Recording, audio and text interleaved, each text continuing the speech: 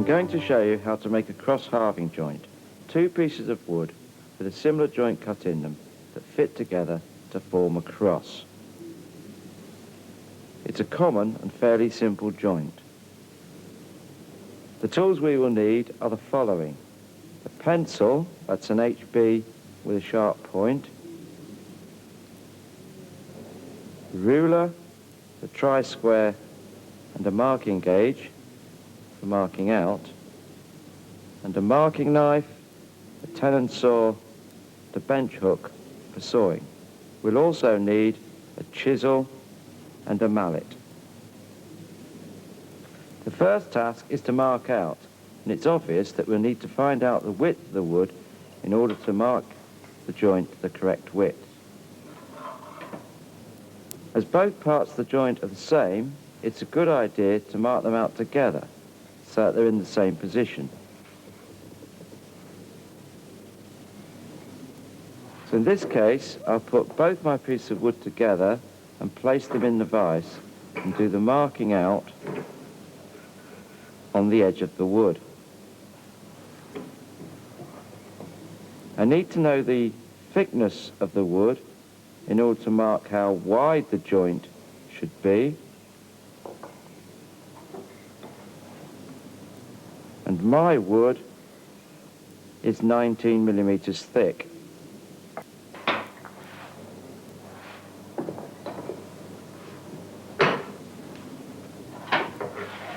I need to measure the position of the joint. I'm going to do mine in the middle of the wood, so I'm going to have to measure half of 19 on each side of that mark. Half of 19 is 9.5, and as it is very important that the joint is accurate, I will check that those two marks are 19 millimeters apart.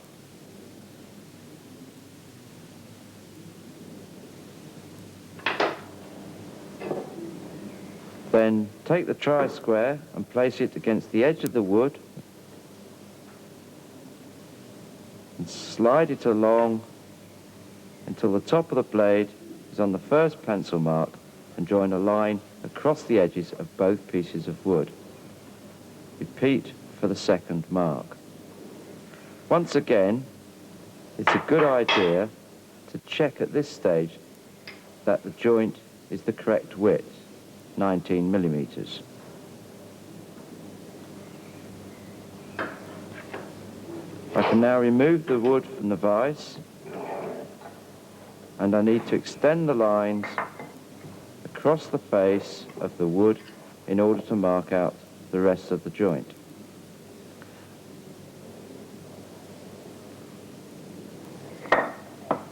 I'm only drawing the lines 3/4 of the way across the wood on either side.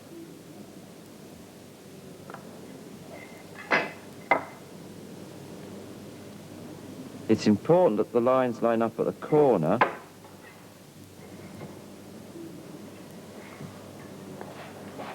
I need to do this for the second piece of wood.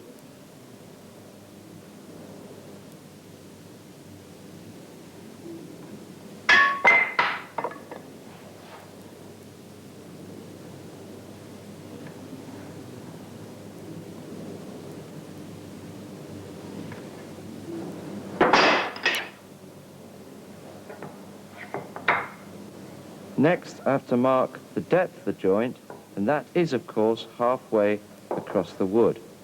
I measure the width of the wood,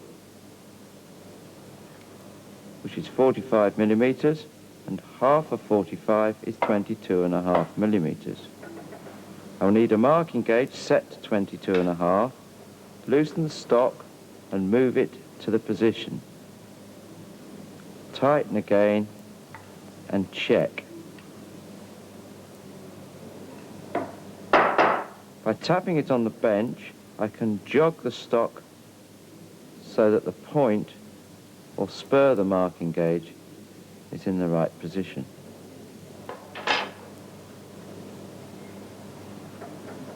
It's important that I hold the ruler against the stock in this fashion so that the point or spur is against it like the needle of a dial or speedo.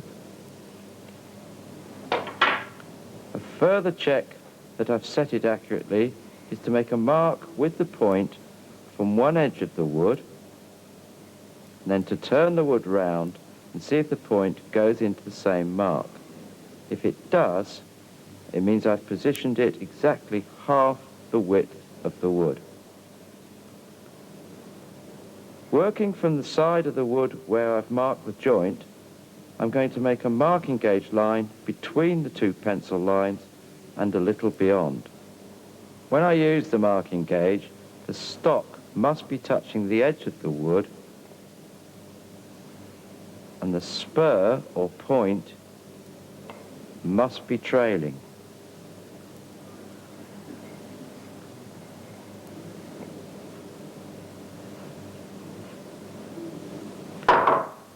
On the other piece of wood, I'm going to mark from the other side.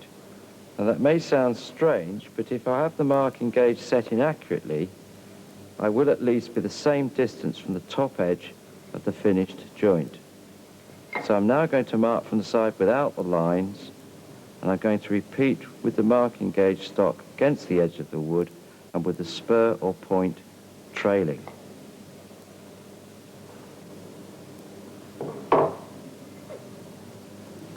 The last part of marking out is to cross-hatch the waist. This is to remind us to saw on the waist side of our lines.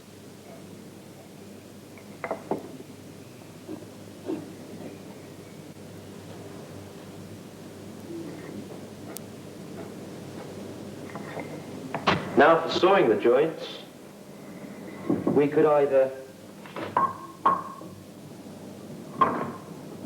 use a bench hook, especially if we were doing a flat cross-halving joint, or in this case, we can grip the wood in the vise. First of all, we must cut across the grain using a marking knife and tri-square. We position the point of the marking knife into the line, slide the tri-square along, and cut across the grain. We repeat that for the second line. Notice the position of the marking knife.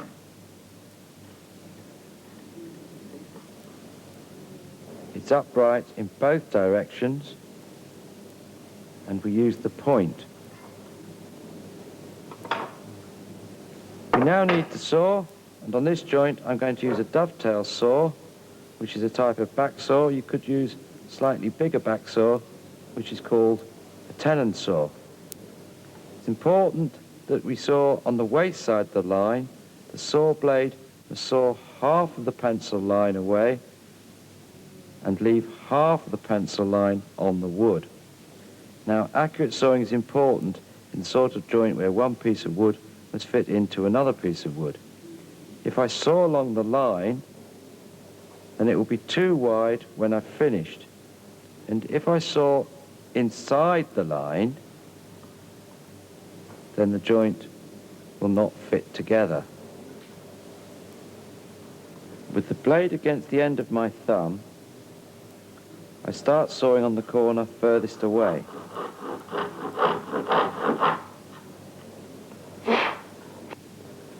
I'm sawing on the waist side of the line, but the saw is against the line.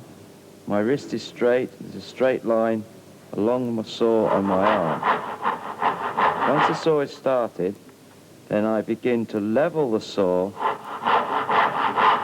checking that I'm exactly along the line. The saw is now sawing square across the edge, and I now need to saw down through the thickness of the wood. I have a line on my side as well to guide me. It's important that I keep the saw level and that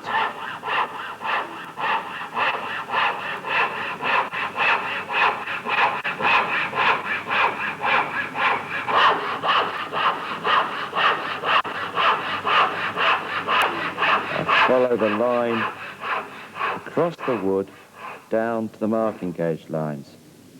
You must check that you go no further than the marking gauge lines.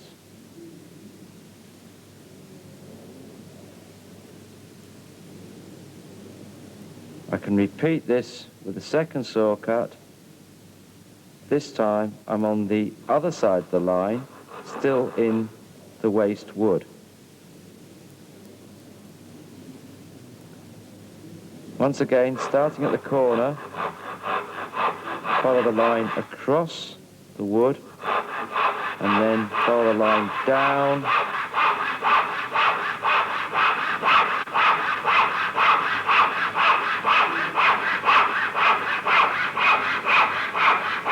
through the marking gauge line, making sure that the saw touches both sides on the marking gauge line at the same time. Now, to remove this wood, first of all I need to select a chisel which fits between the saw cuts. If it's too big, it will split the wood. And if it's too narrow, it will be difficult to cut a level bottom to the joint. When you use a chisel, please remember, and if you're not sure, do check up about the safety rules for chisels. We'll also need a mallet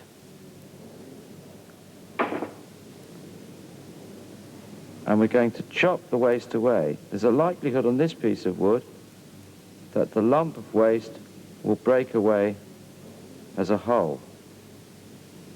Holding the chisel in this position, with your hand over the top of the chisel, tap the chisel with the mallet and cut some wood away. The chisel is pointing slightly uphill.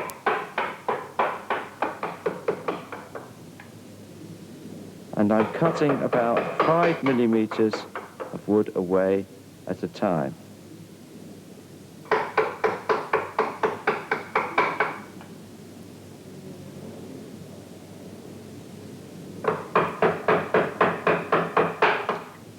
Although sometimes large pieces do come out, it doesn't matter so long as the chisel is pointing uphill. The last cut, I will position the chisel very carefully in the marking gauge line and again cut uphill. I've cut the joint level to this side. I've now to repeat that on this side.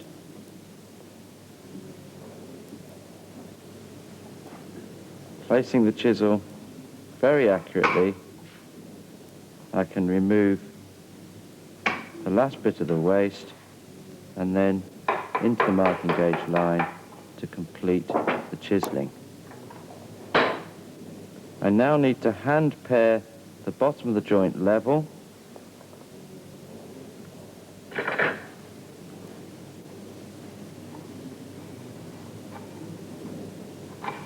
When I'm hand paring, the chisel is still pointing upwards, and by raising the handle slightly, I can take a small shaving off. It's very difficult, but you should try and avoid the chisel coming out from the opposite side of the wood.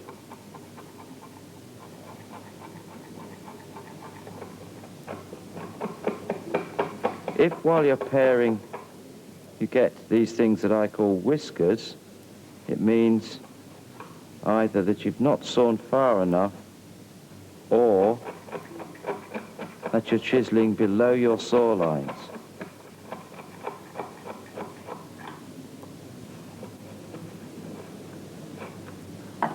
You should check this carefully. If you continue beyond the correct depth, this is what happens.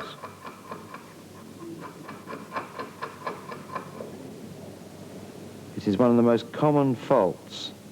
The temptations are great to keep cutting to try and rectify it. I turn my chisel into the corner and trim them off.